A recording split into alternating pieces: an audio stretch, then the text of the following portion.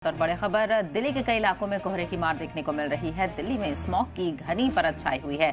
दिल्ली के कई इलाकों में घना कोहरा छाया हुआ है। घने कोहरे से उड़ानें भी मुतासिर हो गई हैं। तो बड़ी खबर आपको बताते चलें, दिल्ली में जबरदस्त कोहरे की मार देखने को मिल रही है। शदीद सर्दी के बीच आज सुबह सुबह घना कोहरा देखने को मिला, जिसकी वजह से जिसका सीधा असर ट्रैफिक पर पड़ा है और जो विजिबिलिटी है वो बेहद कम हो गई है।